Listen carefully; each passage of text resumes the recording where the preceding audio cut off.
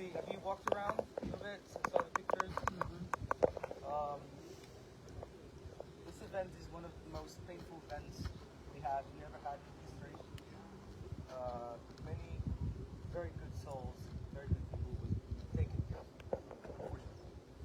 I'm going to tell you a little bit about the festival, about the Nova Festival. The Nova Festival was established about 5 or 6 years ago, and since then, every year we take a very big event with about 2,000, 3,000 people.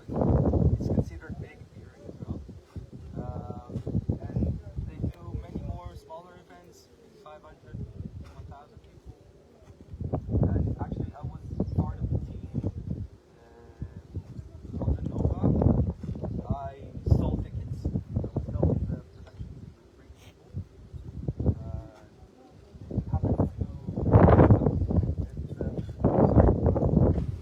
I brought about 20 people here. I sold about 20 tickets. Most of the tickets I sold, people came here. Fortunately, in some time. Fortunately, I lost about 6 friends. It all began on the 7th of October. Came here with my girlfriend about 4 o'clock in the morning. And came here with other friends. We were about 10 people. It's called Kanta. We call it Kanta. It's like the same sitting area. We bring our stuff, we bring our camping gear. We do like a camping area. We bring tents and we bring things that we can enjoy. We're about 10 people. And we were just having fun, drinking, dancing, everything. Everyone was beautiful. Like, we had all sorts of kinds of people here, like people from around the world came, many tourists came as well, younger people, older people, had everything. Everyone came for the same reason: celebrate, have fun, to listen to trance music. It's very, very popular here, trance music. So, about 6:29. Exactly 6:29. First rocket parade started. Came from the east direction. Came from this direction. The main stage was there. You see the building there? You see the? Okay, this was the main stage. I was on the left side of the stage, and I just looked in the sky. I saw so many rockets coming. It was absolutely terrifying. The music stopped. And it was chaos. Like, people was going crazy. People were running. People were shouting. People were crying. People were ducking and hiding. Everyone ran to different directions. It was very chaotic. The first thing I did was take me, my girlfriend, and other friends, and we ducked. Duck here. Take shelter. Take cover. And after about 15 minutes, we just noticed that the rockets didn't stop. Like, there was a parade, and another one, another wave, it didn't stop. And we understand that we need to get out of here. Now we're going to get hit by rockets or get killed. I decided to escape. So we went back to the camping area, we took our things, saw some of our friends. We were gathering our things together. We decided, all of our friends, to meet at our friend's house in Yavne. And gave hugs, quick goodbyes. Some of the people I gave a hug to, it was the last time I saw them. It was the last hug, unfortunately. I got her out our... Sorry, I'm excited. I gathered for things. We went to the parking area. The parking area was here. And it took me a while to find my car because it was very, very chaotic. People were running, cars were hitting each other. Everyone was trying to escape at the same time. When 3,000 people are trying to escape, it's chaotic. So it took me time to find my car. Unfortunately, too much time. And when I did find the car finally, everything was jammed. All the roads were jammed. Everything was jammed. All directions.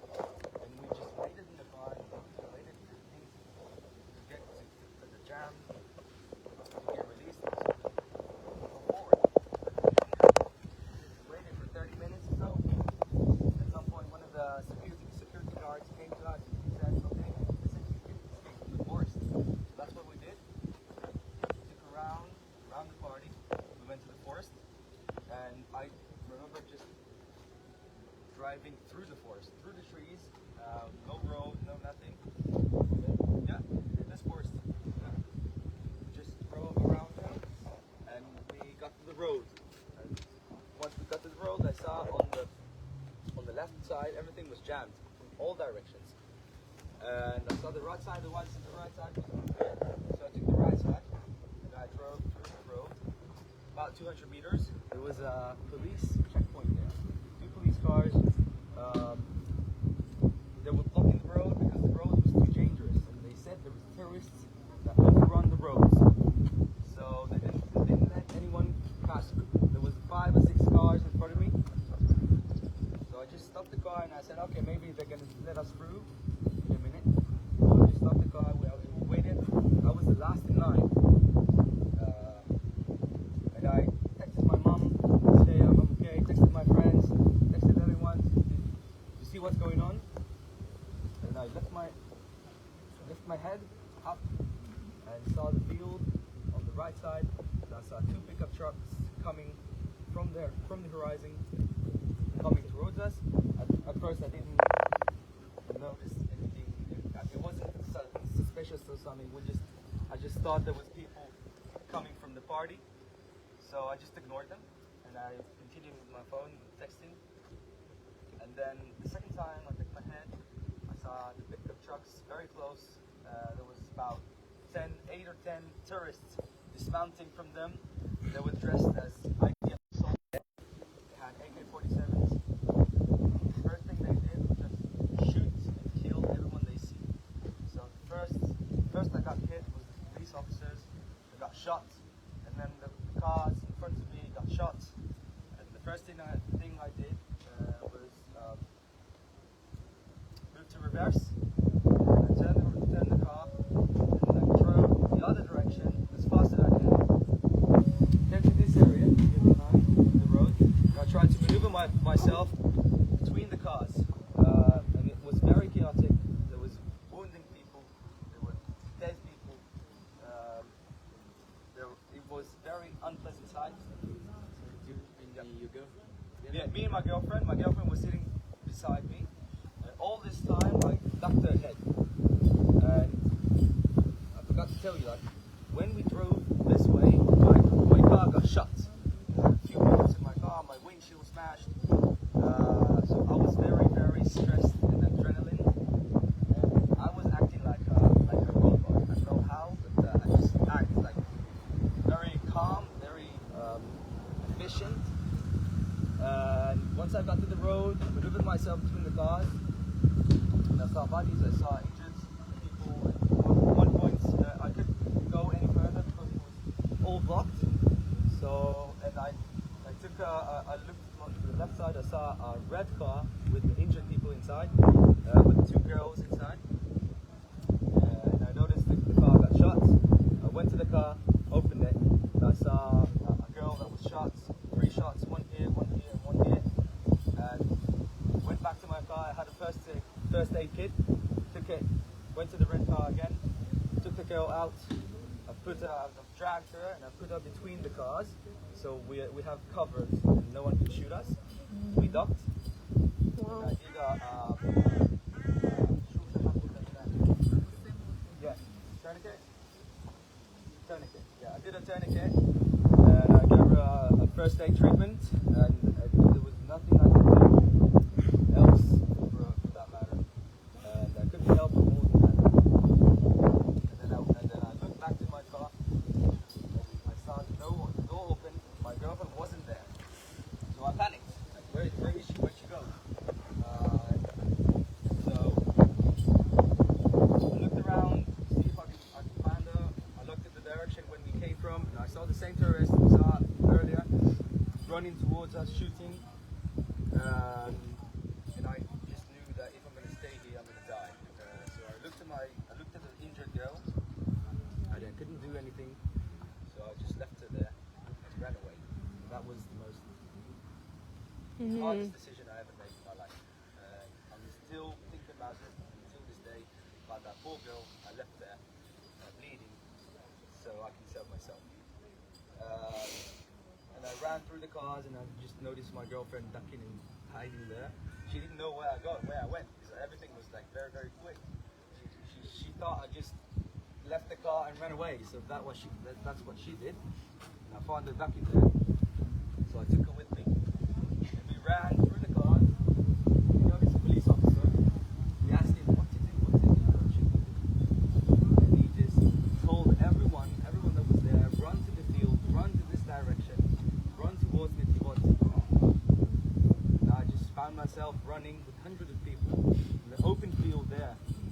see the field from the road. It's a very big field.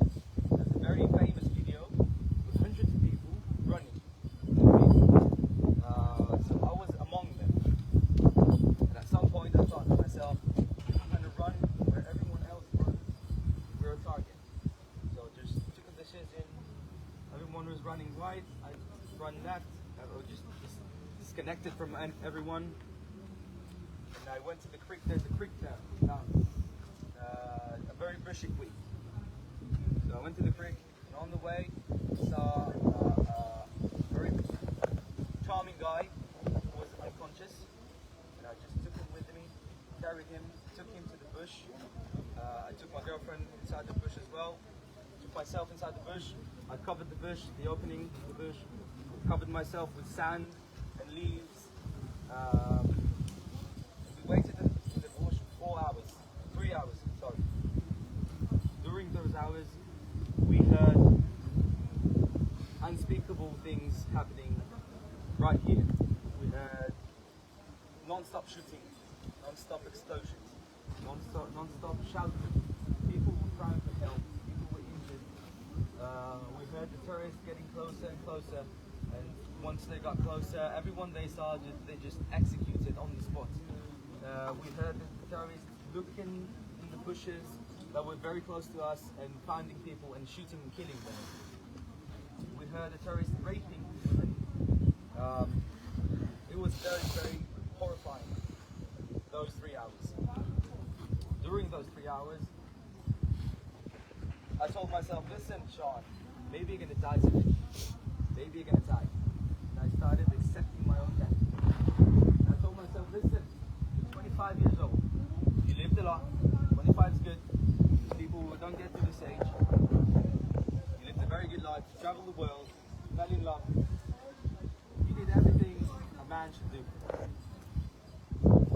And I started accepting my own death. I closed my eyes. I started imagining all the things that happened, all the good things that happened. And then when I opened my eyes, I saw this gorgeous guy, this beautiful girl. I told myself, it's not their time to go. It's not their time to die. And at some point, there was a famous helicopter, Apache helicopter, who came to this region. And he started shooting some of the terrorists, not all of them, but some of them that was very close to where we were. He started shooting. He was shooting for about, there's a very big gun, not with the rockets, with the big gun. They have a big gun, it's called Vulcan. And he started shooting around this area, all area on the road. And he was shooting for about 1 minute, 2 minutes. And after he finished, he moved away in this area. He went south. After he moved away, after he finished, there was completely silence. It was very, very quiet. We couldn't hear anything. We heard only the birds singing, the wind, and the leaves. Suddenly we can hear peace and quiet.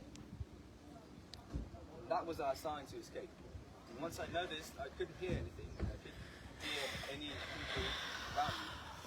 I just took myself, took my girlfriend, took this gorgeous guy. We started running. We ran like hell. We started running towards Netibot.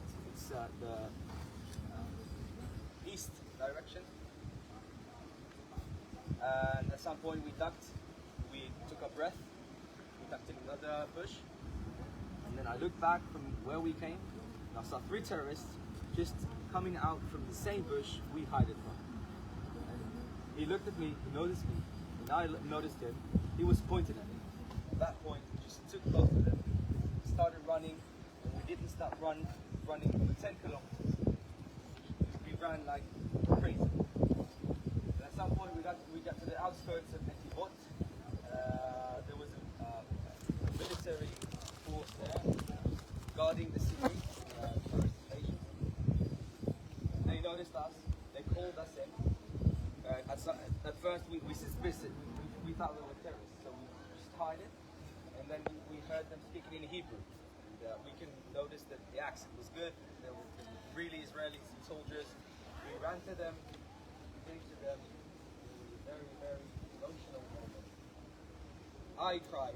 I couldn't stop crying because I just noticed that in that moment we survived, we lived.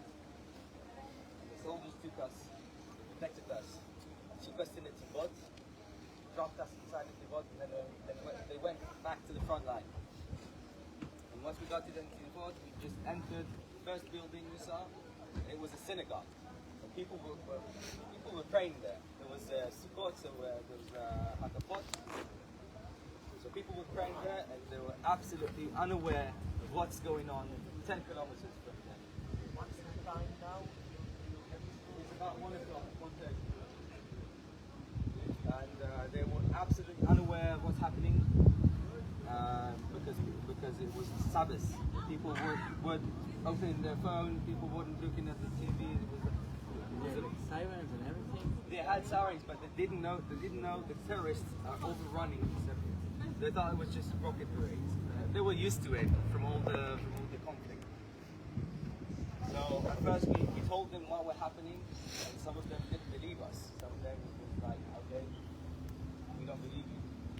And some of them did realize, and they opened the phones, went to the families, and they saw what's happening. They were absolutely shocked. We stayed there in the synagogue for about 1 hour, and then I managed to get a charger from my girlfriend's phone, because my phone was in the car. I just ran with my clothes. All of my stuff was in the car. The car was left there with the engine on, doors open, and just left it there. That was a shame. That was a big car. And we stayed there in the synagogue. We managed to get a charger for the phone. We turned our phone on, and then we saw that we were in the missing list of people missing. So we just noticed everyone, okay, we're good, we survived, we're okay. My mom was just, wow. My mom was terrified. We turned on the phone, and then I called my boss. My boss lived in Itibot. He told me, listen, come here now. And I went to his house. We stayed in his house until 8 or 10 in the evening. And then my mom came to pick us up. My mom came to pick me and my girlfriend up. The boy, Leo, his name is Leo, he was with us as well. He stayed there, and then his father came to pick him up as well later. Once we got to our house in Gedera, to my mom's house, I just grabbed my things, grabbed my gear, put some uniform on. Then I told my mom, listen, I'm going to the army and fight. My mom just locked the door. She was like laying on the ground, just begging me not to go. My girlfriend was begging me as well not to go. And I told them, listen, the war's done. I need to go defend my people. To go fight for my country. And we need a deal. And I told my mom, okay, I'm going to stay for the night, but tomorrow morning I'm going to go. That's what I did. I didn't sleep at night. I didn't sleep at all. Couldn't fall asleep. And the sirens went on and off constantly. So about 5 o'clock in the morning, took myself, and then sent me a location. Went to the border, took my gear, took my vest, took my weapon, took everything. Got on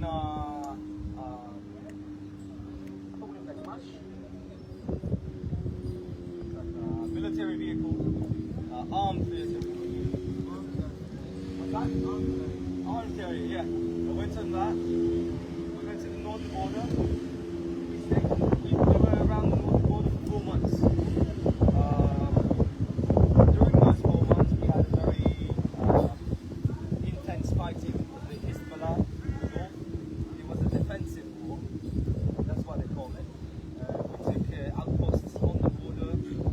There was exchange of fire every day, constantly. They were shooting us, we were shooting them.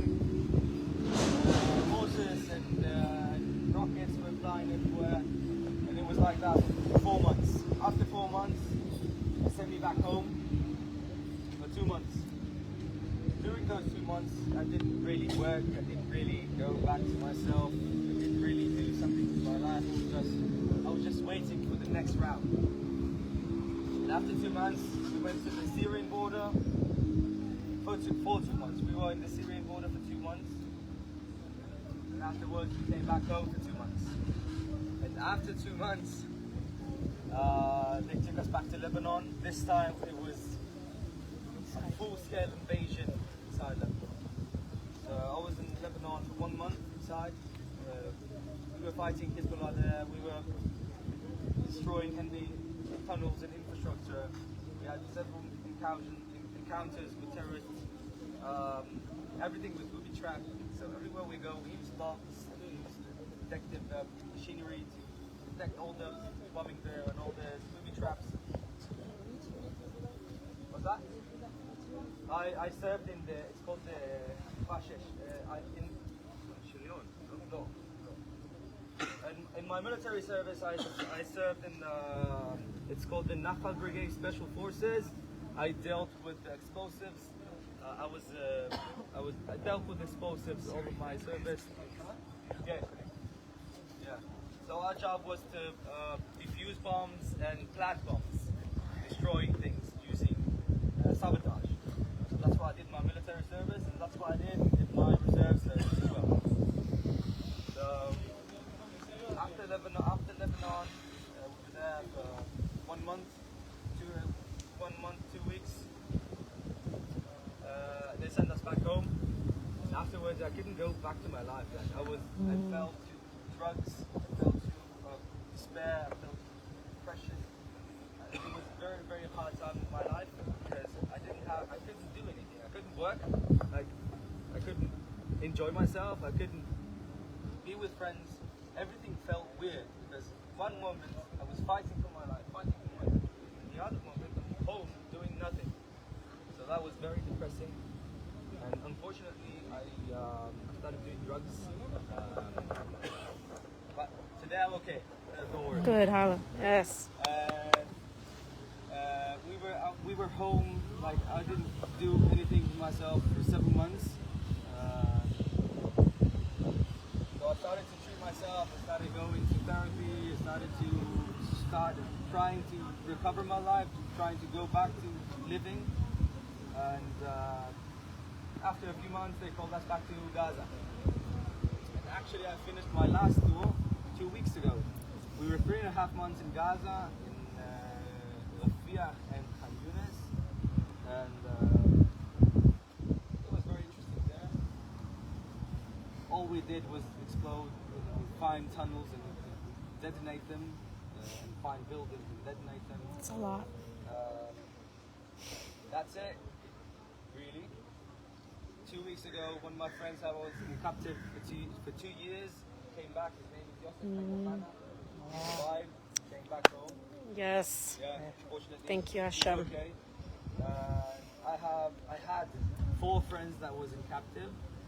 2 of them got released and alive and well, and unfortunately 2 of them got killed, but their bodies returned and served an honorable burial. And today I still trying to recover my life. I do this. This is amazing for me. Good. Like to come to people and Yes. share my story. For me, it's very, very significant, and it helps me to heal the pain, deal with the trauma, and it's very beautiful to see like people like you getting touched, and getting inspired with your stories. That's it, really. If you have any questions, feel free to ask. Like I was just running, talking. If you have any questions, yes. What's your girlfriend's story? How did she? Well, Did she talk about it? yeah, she didn't go to military, so she started treating herself from the start. She's good now. We're not together. We broke up. But she's okay today. She's good. She's a student. And we're still in contact here and there. We talk to each other. We have a very strong connection. Anyone else? What about the gentleman that you saved? He's good. He joined the army, actually. He was 18 years old. Like, he was a little boy. He joined the army. He went to Golani. Wow. He's still doing service today. And his dad calls me once a month to say thank you. Yeah. Mm. I just wanted to clarify that young man, he was unconscious. He was unconscious. You carried him to the place. Yeah. But he woke up there. He woke up there, Okay. and but he didn't really was with us. He was very cloudy, and I had to grab him, drag him with me. Wow. Yeah. And while we were running through like agriculture field, we found a Spigot. tap. So I washed his face and I gave him to drink so he can replenish himself. But at some point he was like coming back to us. I don't know what happened to him. Yeah. I don't know. But he's okay now. So you were prior military before that. Yeah. And how much did that training help you in this moment? Very much. Very much. Don't do it. Yeah, I was very I had like instincts that I know where they're from. Probably from the army. I was very cool. Like I was very in control. I didn't panic. I was stressed. Yeah, the cortisol level was very high, but I was very stressed. But I functioned. Yeah, I was good. Yeah, sure. Anyone else?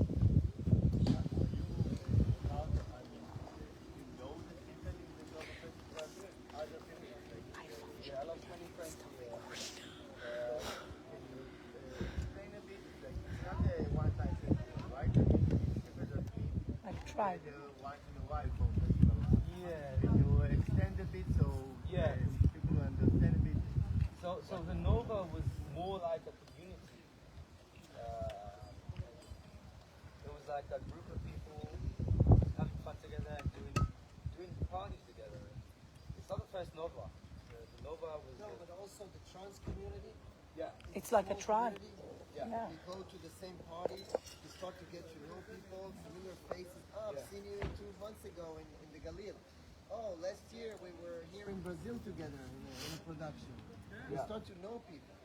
The trans community, yeah, like you said, the trans community here in Israel is very connected to each other, and yeah, people know each other from going out to parties, and when you go to a party, you just meet new people, and then you see them in another party.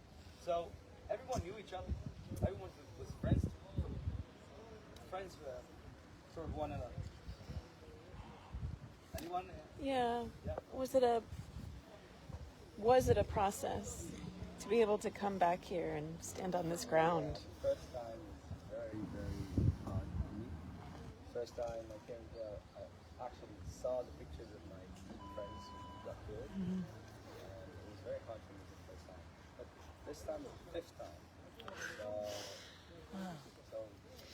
no, it's not the same impact. But every time I come here and look at the pictures, it touches me. It's very hard to see people that you once knew and loved that are no longer with us. So it is hard. If you want afterwards, we can walk around and I can like explain of some of the people there, some of our friends, tell things about them. Yeah. What do you want us to take back to like our communities in the United Oh, States? yeah, that's one I almost forgot. Thank you for that. So,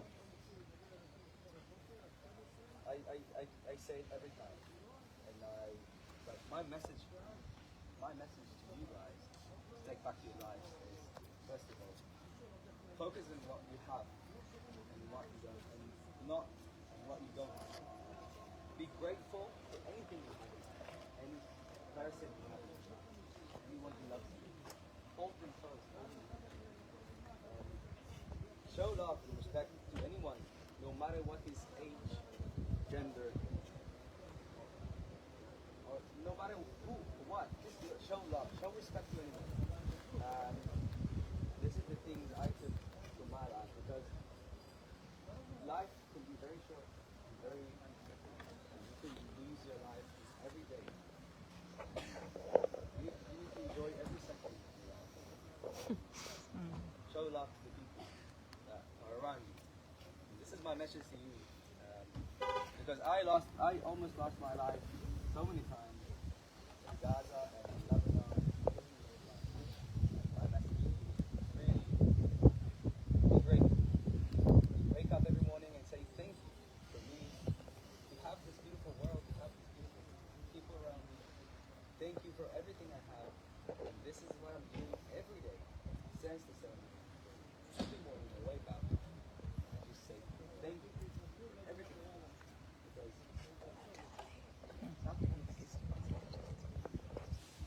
Tomorrow is not promised. Tomorrow is not promised. Yeah. How was it for you to go after like Dubai,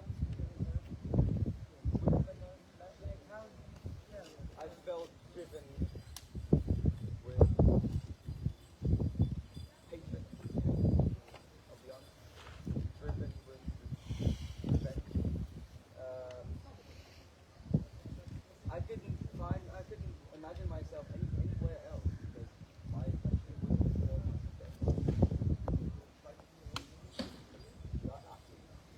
So this is the way for me to fight back. I couldn't fight myself anywhere else. Most logical. Fight back. But they told us no. That's what we did. But I felt it was terrifying. But I felt complete with the things that I had. And every day I was there, I thought myself, okay, if I'm gonna die today, tomorrow I should have died a few months ago. So if I'm gonna die today, so I earned a few months more. I promised myself that after Lebanon, after I survive, after I get back home, and check my life, I would decide that's really what happened. And when you're in the army, you have your weapon and your unit, and you told this story, you told this story like what's like you saw the terrorists like heading off the trucks. Like, how did you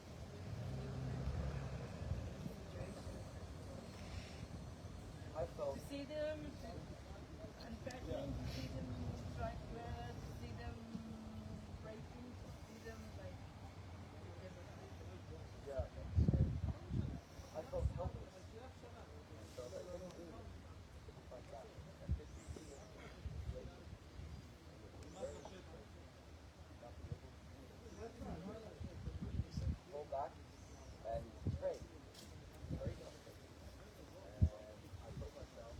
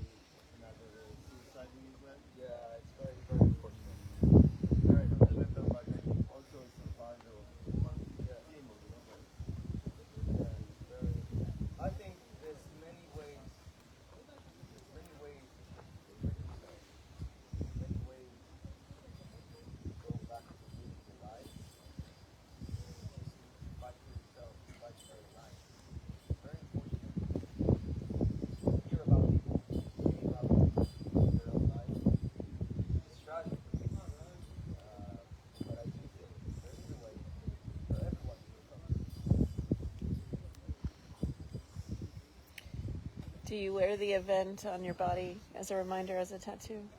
Well, I have this tattoo here. It's 6 stars. Every star is a soul. One of my friends who got lost. Yeah. Mm-hmm. The Nova movement from India that are they're going to be where is it? Well, the Nova movement lives, kicks in the, there's many gatherings, survivors, they're out here for each other. Nova continues to do events as well.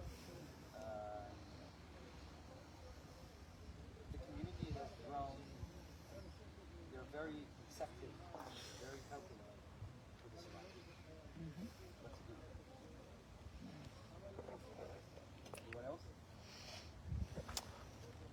Has the trans music festival culture changed from within and from the outside?